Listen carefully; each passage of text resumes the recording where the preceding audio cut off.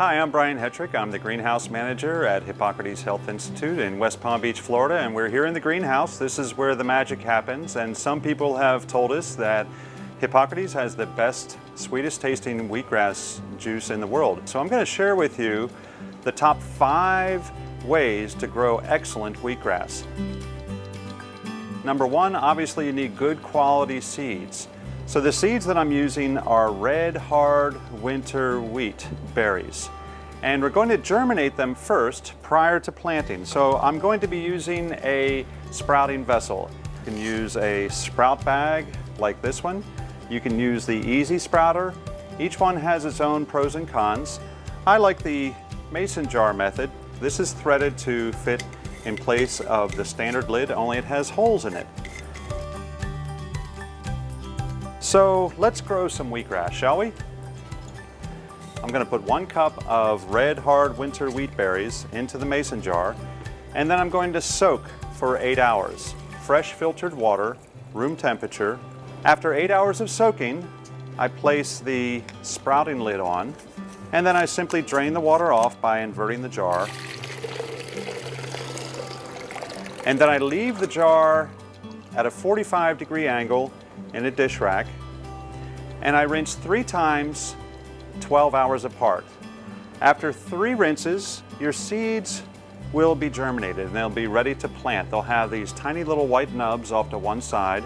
That's the root that's beginning to emerge from the shell. That's the perfect stage for planting. The next step is using potting mix in a tray that has holes in it. This way the soil will drain properly. And so I'm going to add a 1/2 inch of organic potting mix.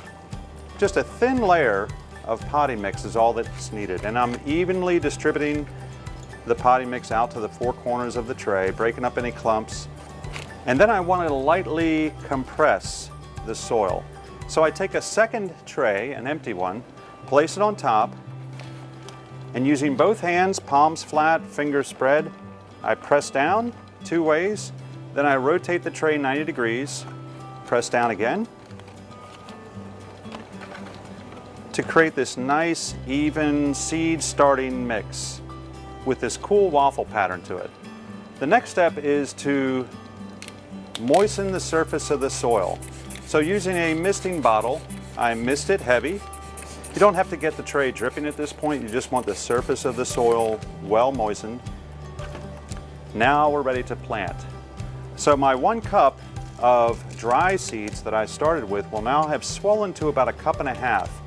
That's the perfect amount for a tray this size. And I'm lightly brushing the germinated seeds out to the 4 corners of the tray. I'm not pressing down into the soil and I'm not covering with any soil. So just a single layer thick, just so they're touching side by side, not piled one on top of each other. And then the next secret, very important, I'm going to mist again, mist it heavy, and then I cover with an empty tray, and I water twice a day for a total of 7 days.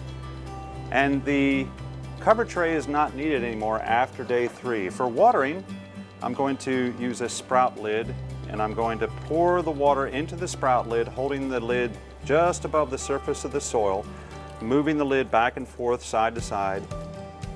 This distributes the water so it does not disturb the seed bed. This is wheatgrass on day 4, and now you can see that the roots have made their way into the bottom of the tray, and they're protected by the moisture in the soil. And this is wheatgrass on day 7. And it's ready to harvest when it reaches the jointing stage.